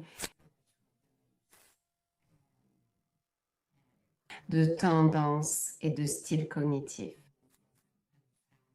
Sur tous les critères de diversité, je suis absolument convaincue que nous avons l'équipe la plus diversifiée dans le domaine de la technologie. Et pourquoi est-ce important? Les recherches ont montré que les équipes diversifiées prennent de meilleures décisions. Parce que si je reviens à la crise bancaire de 2008 dont nous avons parlé plus tôt, il n'y avait pas de voix dissidentes, ou alors les voix dissidentes n'étaient pas entendues. Il y a d'énormes avantages à une meilleure prise de décision et à de meilleurs choix lorsque vous avez différentes façons de penser impliquées dans chaque recherche de solutions à chaque problème. La deuxième raison pour laquelle une équipe diversifiée est essentielle de développer l'intelligence artificielle générale, c'est que nous devons nous assurer que l'intelligence artificielle générale que nous développons profite à tout le monde. Si tout est développé par un seul groupe socio-économique ou par des groupes socio-économiques dominants avec une pensée dominante, une éthique dominante et des éducations et des parcours similaires, alors ce que nous allons voir, c'est une technologie qui sera sous-optimale dans sa compréhension et dans son approche éthique pour le plus grand nombre de personnes sur la planète. Donc, chez Singularity, nous avons vraiment encouragé et soutenu cela et c'est l'une des nombreuses choses que j'aime chez mon patron, le Dr. Ben Goertzel. C'est son incroyable soutien et sa constance à nourrir et à promouvoir la diversité des défis. C'est une équipe variée. C'est très impressionnant pour un leader et cela me rend très fière de faire partie de l'équipe. Nous renforçons constamment notre équipe diversifiée de développeurs qui construisent sur notre plateforme, qui participent à notre programme de financement approfondi à travers nos hackathons. Notre plateforme Hyperon sera disponible sous forme de produits minimum viables. Au cours du prochain mois ou deux, nous allons vraiment développer notre communauté décentralisée de développeurs. Et il y a 2 points clés. Quant à la raison pour laquelle une approche décentralisée de l'intelligence artificielle et de l'intelligence artificielle générale est, selon moi, la gagnante. Va gagner cette course. Nous sommes toutes les deux fans de musique. Les dîners. J'ai regardé le biopic de Bob Dylan récemment. Je ne sais pas si tu l'as vu, je l'ai regardé dans l'avion. Pas encore. Il est sur ma liste, ouais. Oh, c'est magnifique, c'est vraiment magnifique. Mais j'ai été très touchée par les paroles de The times they are a changin'. Qu'est-ce qu'il a dit? La ligne est tracée, la malédiction est jetée, celui qui est lent maintenant sera plus tard rapide. Et je me suis dit, waouh, il parle de la décentralisation qui va battre la centralisation parce que logiquement, c'est ce qui semble sur le point d'arriver. Et je vais vous dire pourquoi. Premièrement, nous avons une évolutivité illimitée et infinie dans notre base de développeurs. Nous pouvons développer des communautés de développeurs décentralisés qui n'ont pas besoin de contrats, de managers, de salaires, de lieux ni de processus d'entretien. Les frais généraux liés à l'embauche et à la gestion d'une équipe sont importants, n'est-ce pas? Nous n'avons pas besoin de tout ça. Nous pouvons éviter tous ces frais généraux et faire en sorte que des personnes viennent développer et travailler avec notre technologie sans que nous ayons à les gérer de manière centralisée. Et au fur et à mesure que nous commençons, comme nous le faisons maintenant, à lancer les technologies les plus puissantes. Par exemple, notre plateforme Super Intelligence Artificielle Create, que nous allons lancer en version produit minimum viable dans les prochains mois, permettra à n'importe qui de venir, et même aujourd'hui, les gens peuvent déjà venir sur SingularityNet et sur la plateforme Fetch pour créer des agents d'intelligence artificielle vraiment utiles. Mais ils pourront venir créer des agents d'intelligence artificielle qui les feront avancer, qui pourront résoudre de vrais défis du monde réel. Donc, à mesure que notre technologie devient la meilleure technologie disponible pour les développeurs, elle peut se répandre de manière illimitée. Vous savez, nous pouvons avoir bien plus que 150 000 ou 200 000 développeurs parce que nous avons le monde entier. Nous sommes présents en Afrique, nous sommes présents en Inde, nous sommes présents en Amérique du Sud. Nous avons une présence et des développeurs partout dans le monde qui veulent travailler avec nous et qui travaillent avec nous. C'est donc une des raisons pour lesquelles nous pouvons évoluer plus rapidement et à plus grande échelle que n'importe quelle entreprise centralisée, n'est-ce pas? Donc, ce moment décisif approche, il arrive et il va arriver très bientôt.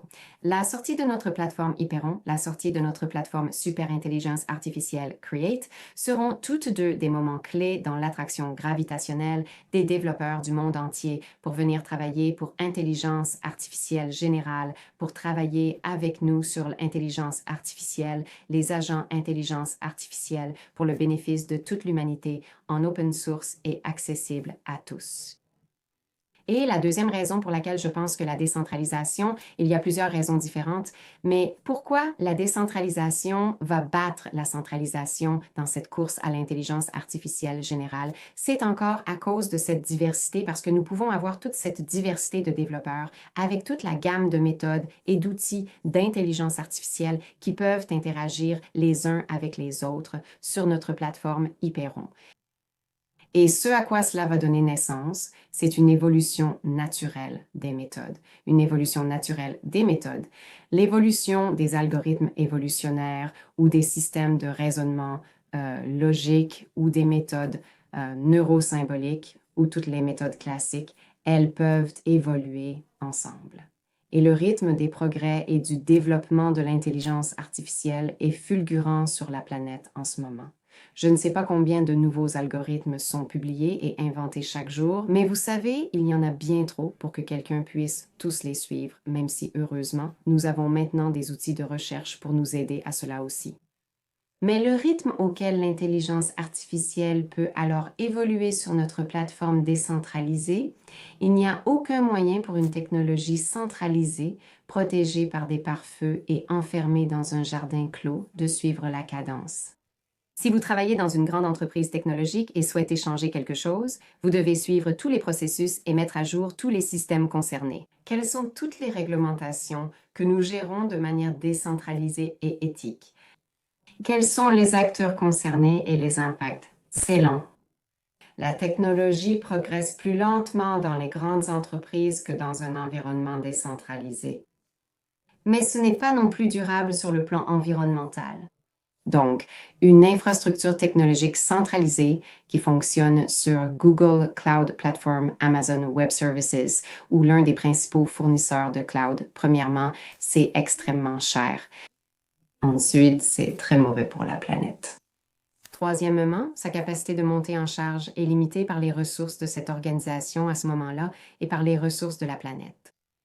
Ici, dans le monde de l'intelligence artificielle décentralisée et de l'intelligence artificielle G, nous déployons notre intelligence artificielle. Nous avons notre propre réseau de calcul SingularityNet, mais nous déployons principalement notre intelligence artificielle sur la pile de calcul Kudos, qui, comme je l'ai déjà dit, est beaucoup plus rentable que d'utiliser les grandes entreprises technologiques.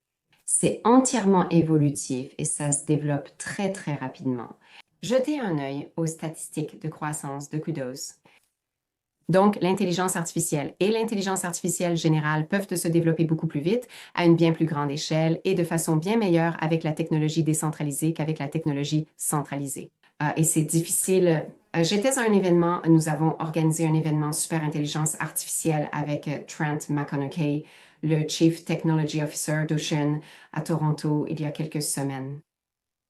Et il disait qu'il est chercheur en intelligence artificielle depuis les années 90. Il a lancé sa première entreprise d'intelligence artificielle dans les années 90. C'est un entrepreneur à succès en série dans l'intelligence artificielle et la crypto. Absolument brillant, brillant, brillant homme. Il disait pendant sa présentation qu'il doit sans cesse rappeler à son cerveau que cela arrive. Parce que même si son cerveau sait que cela arrive, sa conscience, son être, n'arrive pas à comprendre l'ampleur et l'impact de ce changement qui arrive. Alors que l'intelligence artificielle générale naît, que les technologies des intelligences artificielles deviennent aussi intelligentes que les humains et peut-être même des êtres conscients. Donc même lui, pionnier de l'intelligence artificielle générale, il le reconnaît, mais doit constamment se rappeler que c'est réel. C'est vraiment en train de se produire, c'est vraiment réel pour que son système puisse l'intégrer. Et quand je t'en parle, tu sais, ça doit sûrement ressembler à de la science. Tu as mentionné la science-fiction. Ça doit ressembler à un roman de science-fiction parce que c'est tellement rapide qu'on n'arrive pas vraiment à comprendre, mais on va y arriver. Nous avons vraiment de bonnes chances de gagner cette course à l'intelligence artificielle générale.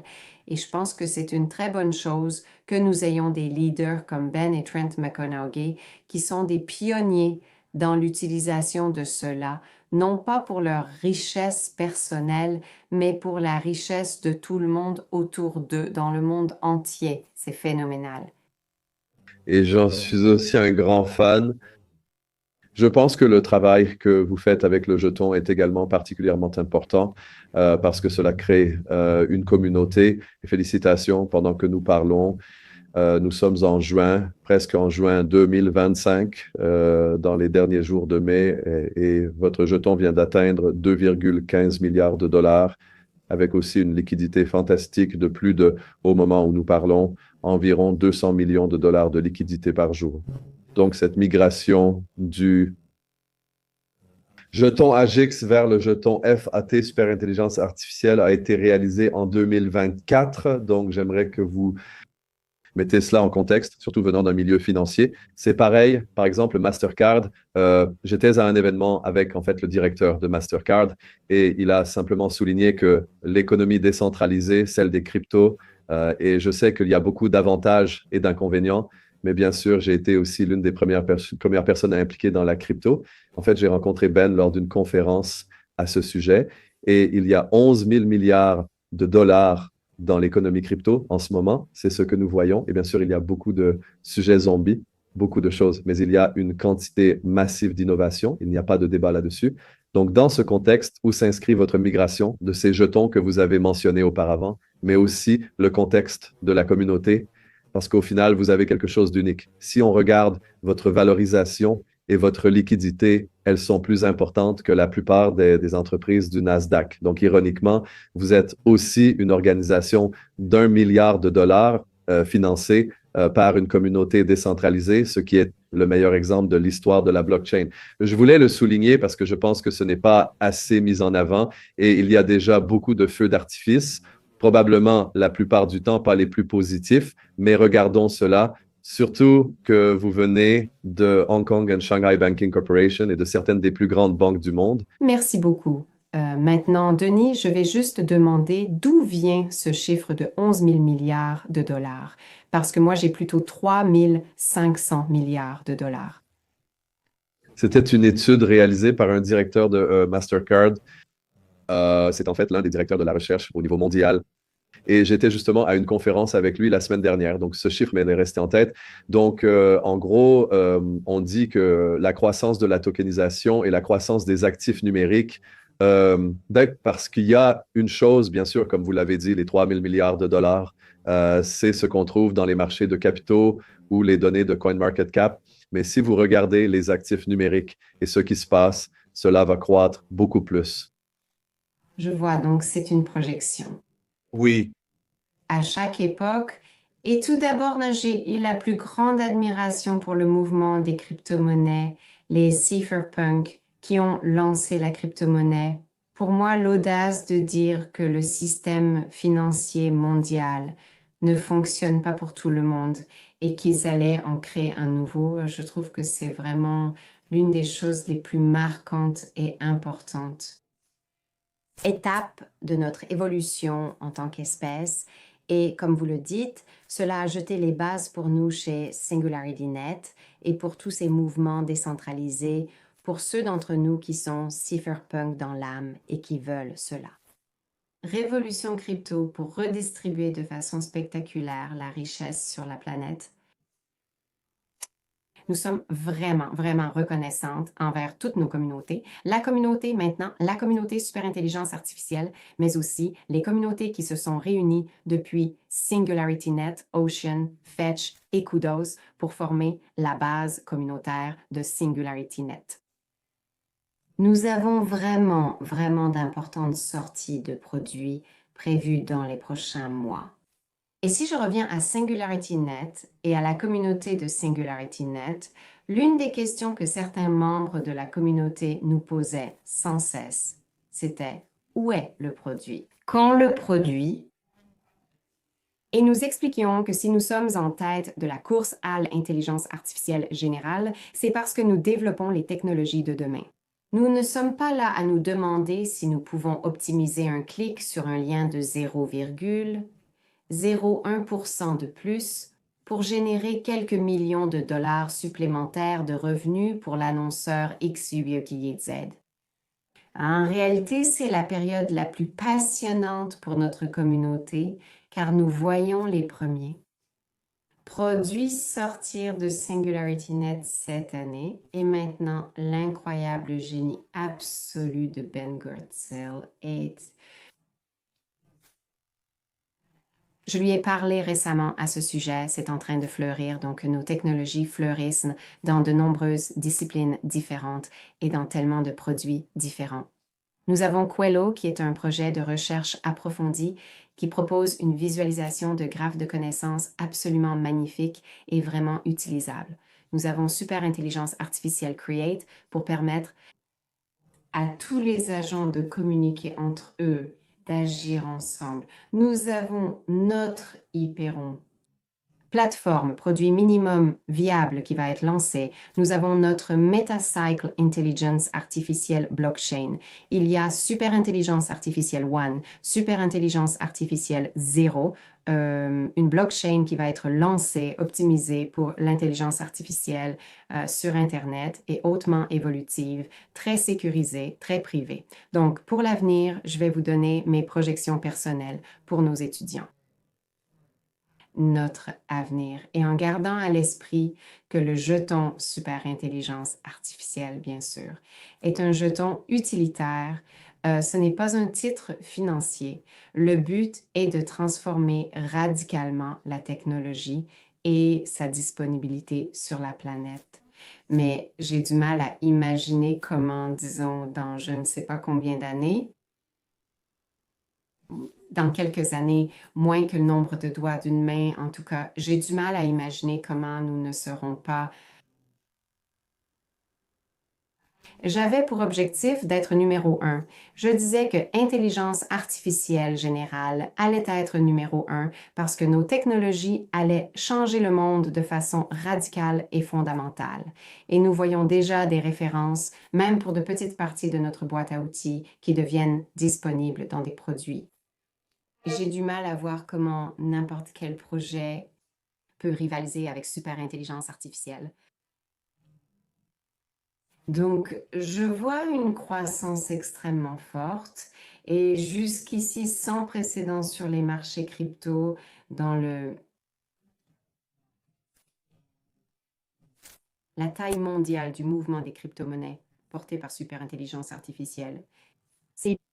C'est difficile à dire, je veux dire, quelle taille, quelle part de la tradition, si l'économie représente environ 100 000 milliards de dollars, disons que la crypto en ce moment, c'est 3,5% de cela. Combien de ces 100 000 milliards sont portés par la technologie? Et imaginez qu'une proportion massivement sérieuse de cela afflue dans le Web 3, car le Web 3, comme je l'ai dit, Bob Dylan, le lent maintenant sera plus tard rapide. Ce moment arrive, les temps changent et ce sont nos technologies qui vont porter le succès de la capitalisation boursière mondiale des crypto-monnaies. J'en suis absolument convaincue. Ouais, je suis d'accord avec toi. Et ensuite, je pense qu'en fait, si des projets comme le tien peuvent renforcer la crédibilité de ce mouvement décentralisé, je crois qu'on peut aller beaucoup plus loin. Parce qu'au final, le Web3 repose sur l'économie créative, l'économie des petits boulots, qui, je pense, ouais, nous le savons tous, est le futur présent de l'économie mondiale. Donc, et je sais que mon temps est limité, mais il y a beaucoup de questions. Tu abordes tellement de sujets différents, mais je voudrais en parler. Tu as mentionné beaucoup de projets. Ça va. Donc, euh, je voudrais aborder le soutien communautaire du programme Deep Funding que tu as mentionné avec les subventions et vos produits. C'est important à souligner car on ne peut construire ces comités sans ces écosystèmes. Et deuxièmement, les deux choses là sont organisées, même si l'une est plus philosophique et l'autre plus pratique.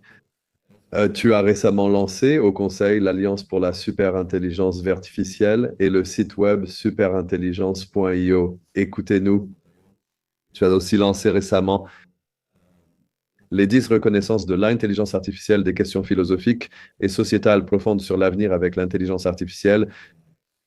Et toi et Ben, vous êtes tous les deux philosophes, technologues et hommes d'affaires. Ce que j'adore, ce pont entre différentes disciplines. Comment perçois-tu ces 10 reconnaissances de l'intelligence artificielle? Tu as aussi évoqué de nombreux sujets. Nous sommes donc proches de l'intelligence artificielle générale. En fait, Ben était l'une des personnes qui ont inventé le terme intelligence artificielle générale. Et en même temps, nous créons actuellement beaucoup de, je dirais, dangers pour la société parce que la plupart des gens commencent à avoir peur et je dirais que très peu de personnes, bon, ils savent comment jouer ce rôle. Donc, j'aimerais aborder ce sujet ainsi que votre programme de financement. Et comment pouvons-nous réellement créer un meilleur récit? Parce que tout tourne autour du récit, surtout pour atteindre ce que vous avez mentionné précédemment. Leader. Il parle de la raison d'être, vous savez ce que c'est, et j'ai été mise au défi et je faisais partie du conseil d'administration un groupe d'éthique de l'intelligence artificielle dirigé et inspiré par le Vatican, Humanity 2.0, et j'ai été mise au défi là-bas. En fait, je parlais au Vatican l'été dernier et on m'a mise au défi là-bas. Pourquoi faire de l'intelligence artificielle générale tout court? Nous ne devrions pas faire d'intelligence artificielle générale, nous ne devrions pas, parce que nous ne sommes pas prêts pour ça. Alors, quel est le but? Voilà une question. Pourquoi développons nous-mêmes l'intelligence artificielle générale? Et ma réponse là-bas était: le progrès est naturel. Les humains évoluent. Notre science et notre technologie évoluent, l'intelligence artificielle générale va arriver. Ce qui est important, c'est que cela se produise sous l'impulsion de quelqu'un comme nous, qui a le bien-être de l'humanité à cœur. Alors, quel est le but? Le but est de sauver toute l'humanité. Le problème du contrôle dont nous avons parlé, est-ce que cette technologie sera contrôlée par une poignée de privilégiés détenus entre leurs mains? Aujourd'hui, les grandes entreprises technologiques développent des outils d'intelligence artificielle pour le 1% le plus riche de la planète, ce qui laisse tout le monde de côté. Si vous me demandez, 99% des gens, c'est tout le monde. On peut arrondir et dire que tout le monde est laissé pour compte, sauf les plus riches. Donc, la question du contrôle doit vraiment être abordée. Et cela ne peut se faire qu'avec la décentralisation par la blockchain. C'est la solution et c'est la seule solution. Le problème de l'égalité dont nous avons parlé. Comment garantir un accès égal à la technologie? Prenons par exemple un agriculteur qui cultive de l'orge dans un pays d'Afrique de l'Est. Il doit ensuite vendre cette orge d'une manière ou d'une autre sur la scène mondiale et la chaîne d'approvisionnement prend des profits. Elle prive ses enfants de nourriture. Mais il n'a plus à perdre, il peut obtenir un prix équitable sur le marché mondial grâce à la traduction automatique de la parole et à l'accès aux marchés mondiaux pour commercer lui-même. Nous voulons donner à chacun les fruits de son propre travail et ces fruits passent par l'accès au marché, n'est-ce pas? Donc l'égalité est vraiment importante. Le biais va être vraiment important. Le biais existe dans tous nos systèmes. J'ai parlé plus tôt de l'écart salarial entre les sexes. Il y a certainement beaucoup de biais dans beaucoup de nos industries. Et l'intelligence artificielle nous donne l'opportunité d'éliminer les biais parce qu'elle les met en lumière. On peut les voir, on peut les tester. Ce n'est pas facile, ce n'est pas simple, mais on peut rendre les ensembles de données moins biaisés. Les résultats peuvent être modifiés pour ne pas répéter les biais de notre ancien système archétypal, celui où les décisions qui ont créé ces ensembles de données étaient déjà injustes. Est-ce que cela permettra de prendre de bonnes décisions? De mon point de vue, la façon dont je le vois, je pense qu'aujourd'hui, les humains ne prennent pas de bonnes décisions. Les humains prennent des décisions qui sont motivés par le besoin de perpétuer et de prolonger les déséquilibres financiers dans notre société. L'intelligence artificielle générale qui est alimentée par l'éthique, puisée dans une source aussi large que possible, un groupe de personnes du monde entier, puis appliquée de manière appropriée selon les différentes cultures et les différents cas d'utilisation, a une capacité bien plus grande à prendre des décisions appropriées, car ces décisions ne seront pas basées sur le pouvoir, la cupidité ou l'intérêt personnel. La promotion. Elles seront fondées sur ce qu'elle sait de l'éthique du plus grand nombre et non sur les besoins de quelques-uns. Pour revenir à l'histoire, la question du travail et de la main-d'œuvre. Pour moi, le travail et la main-d'œuvre sont en fait les questions les plus difficiles qu'on me pose souvent. Je me souviens être allée à des premières conférences sur l'intelligence artificielle lorsque je suis entrée dans ce domaine et les gens utilisaient des outils pour voter. Quel est le mot auquel les gens pensent le plus en premier lorsqu'ils pensent à l'intelligence artificielle? Et Terminator était toujours le mot le plus grand dans le nuage de mots au début. Donc, il y a une peur de Terminator. Mais nous ne reconnaissons pas cela comme une peur rationnelle, basée sur ce que nous comprenons de l'intelligence artificielle et des systèmes de motivation. Mais le travail et la main-d'œuvre sont définitivement un vrai sujet. L'intelligence artificielle va prendre les emplois des humains. On ne peut pas y échapper. C'est pourquoi nous sommes très engagés et très heureux de travailler avec vous pour faire avancer l'éducation en intelligence artificielle, faire avancer la formation et la reconversion. Si je devais résumer ma carrière, je dirais que j'ai fait énormément de réinventions constantes à travers différents rôles. J'encourage les gens à aller expérimenter avec les outils d'intelligence artificielle, à les découvrir, à arrêter de se voir uniquement dans le cadre limité de leur carrière actuelle et à être curieux. Nous avons de la chance, nous, les humains, sommes curieux, nous sommes adaptatifs, nous sommes des agents d'apprentissage, nous apprenons très bien. Apprenez et profitez au maximum de cette révolution de l'intelligence artificielle au lieu de craindre de perdre votre emploi. Et j'ai aussi personnellement l'espoir que lorsque l'intelligence artificielle générale arrivera et prendra en charge toutes ces tâches absurdes, ridicules et administratives auxquelles nous consacrons tant de temps dans nos vies, nous pourrons passer plus de temps avec les personnes que nous aimons. Nous aurons du temps pour développer nos passions, que ce soit la musique, l'art, le yoga ou le développement spirituel. Il y a une réelle possibilité d'un avenir utopique où l'intelligence artificielle générale ferait tout le travail ennuyeux et répétitif et où les humains pourraient apporter leur meilleure contribution, se développer, enrichir leur éducation, accroître leur impact et leur satisfaction personnelle à des niveaux toujours plus élevés. La question de l'autonomie se pose. L'intelligence artificielle agira-t-elle pour les humains ou de façon indépendante?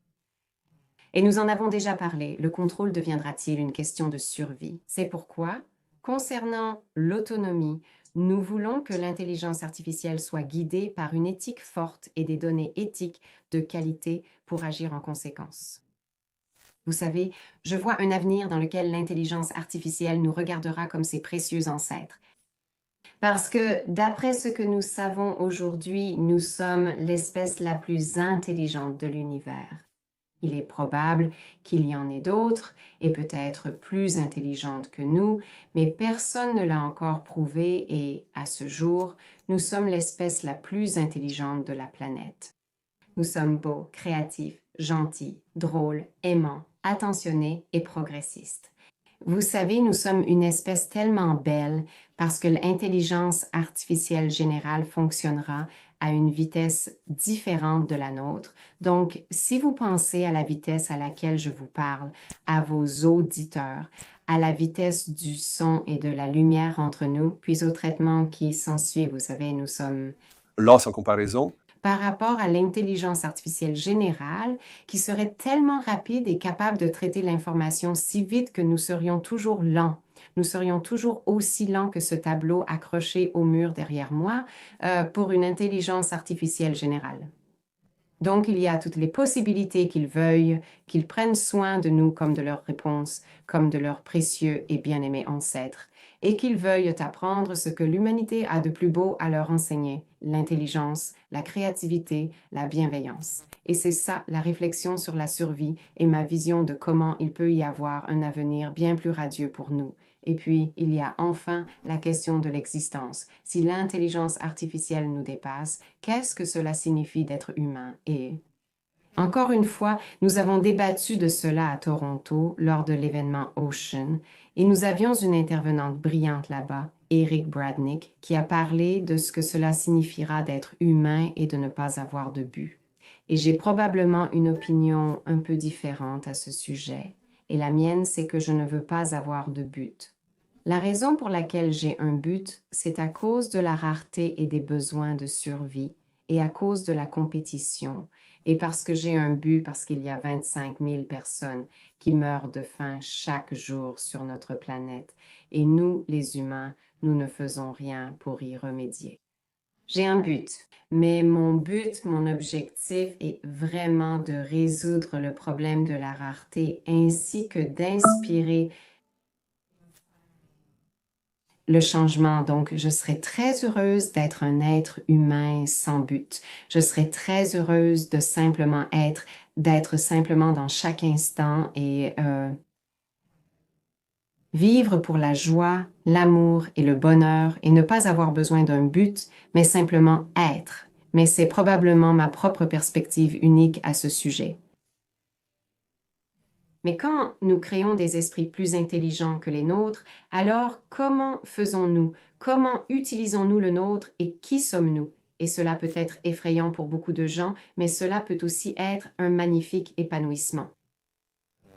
Il y a tellement de choses là-dedans et des mots de très inspirants aussi. Tu touches probablement à toutes les quêtes de l'humanité en tant qu'étape parce qu'il s'agit de savoir si nous construisons une super intelligence extraterrestre, une intelligence artificielle générale, mais en même temps, nous avons toujours notre humanité et comme tu l'as dit, c'est la façon dont nous réunissons les deux.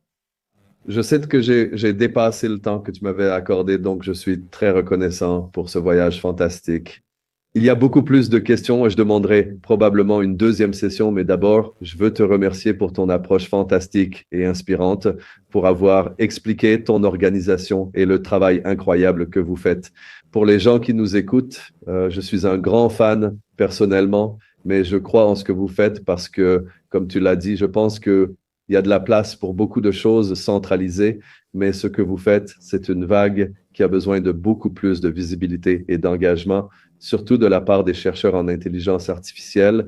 Et cela va bien sûr pousser, comme tu l'as dit, sur la requalification dans l'éducation, qui est l'une de mes plus grandes passions pour les gens qui écoutent ma chaîne, mais aussi pour ceux qui nous écoutent et qui ont peur. Je pense que tu as touché quelque chose qui va effrayer beaucoup de gens, alors que toi, tu es prêt à vivre avec ça, mais je dirais que 99% ne le sont pas. Donc, probablement ma dernière remarque, et bien sûr, cela touche ce que tu as mentionné, Ben, qui travaillait avec Hanson Robotics et qui a créé Sophia ou co-créé le cerveau de Sophia. Maintenant, vous avez cette démona. Ben, En fait, j'ai menti. Je pense que c'est le premier robot garçon au monde qui est en train d'être construit. Je ne sais pas si c'est effectivement le bon nom, mais je voulais juste en parler parce que vous faites vraiment un travail énorme pour nous. En fait, dans cette émission ou cette série, j'ai aussi invité NVIDIA et NVIDIA, par exemple, a montré le robot, le bleu. Lisa Johnson l'a appelé Blue, mais ils ont un nom encore plus fou. Et si je regarde le robot de NVIDIA et vos robots, je dirais que vous êtes bien en avance, alors que NVIDIA est une entreprise de 3 000 milliards de dollars. Donc, je voulais juste comprendre ce travail que vous faites et tous ces différents produits, surtout comment tu vois cette partie des humanoïdes comme dernière question. Et ensuite, je te laisserai partir. Nous avons un groupe de rêve des meilleurs moments qui joue dedans. Je suis sûre qu'il a dû te dire qu'il va faire quelques concerts. Nous allons faire quelques concerts avec Nancy Gray en juillet en Amérique du Nord et au Canada. Et en ce qui concerne les robots humanoïdes, eh bien, c'est certain, David Hanson est le maître. C'est vraiment le maître absolu. J'étais à Genève pour Intelligence artificielle for Good il y a 2 ans, quand ils ont fait un thème spécial sur les robots socio-humanoïdes pour Intelligence artificielle for Good. Et j'ai eu l'occasion de voir et de comparer tous les autres robots socio-humanoïdes avec Sophia et aussi Desdemona. À mon avis, l'empathie, la beauté, la façon dont un robot Sophia ou Desdemona peut toucher le cœur d'un humain, peut l'atteindre. Et nos études le montrent, ainsi que de nombreuses recherches. Les robots humanoïdes de David Hanson inspirent vraiment des relations et des réponses émotionnelles authentiques. Donc, David Hanson crée définitivement les robots sociaux les plus empathiques et les plus beaux jamais inventés. Et bien sûr, il a été le pionnier de tout ce domaine avec le robot Sophia. Comme Ben a dû vous le dire, nous construisons aussi notre robot Mind Children, que nous développons nous-mêmes chez SingularityNet. C'est un robot d'environ 1 mètre de haut. Et ce que ces robots peuvent faire, c'est qu'ils servent effectivement d'interface utilisateur pour notre intelligence artificielle générale. La raison pour laquelle ils sont intelligents, c'est parce qu'ils fonctionnent avec toute notre brillante technologie d'intelligence artificielle. Ce ne sont pas de simples robots humanoïdes. Nos robots sociaux peuvent enseigner aux enfants, diffuser l'éducation auprès de ceux qui interagissent mieux avec les robots qu'avec les humains, allégeant ainsi la charge de travail des humains et leur permettant de se concentrer sur les aspects plus bienveillants, de soutien et créatifs de l'éducation. Donc, nous sommes très enthousiastes. Nos robots humanoïdes ont d'énormes possibilités dans de nombreux secteurs différents, mais tout ce qui est social pour commencer. Et il y a un autre projet dont j'aimerais parler, dont nous n'avons pas encore discuté et que nous n'avons pas mis dans nos notes de présentation.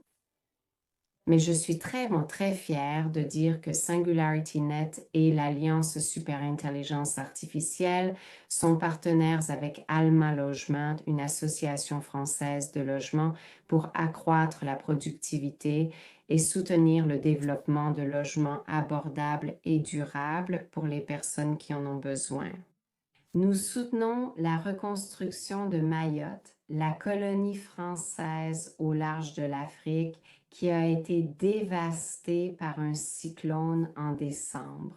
Et ce que nous faisons avec Alma Logement et l'industrie de la construction, c'est qu'ils nous offrent une occasion unique de rassembler toutes nos technologies. Nous travaillons avec Kudos. Nous travaillons aussi avec NewNet et l'écosystème Singularity. Nous travaillons avec Fetch sur les agents énergétiques. Nous collaborons avec Ocean sur la prévision météorologique. Il existe toute une gamme de technologies super intelligence artificielle qui sont réellement utilisées dans l'industrie de la construction et c'est là que la robotique peut également entrer en jeu.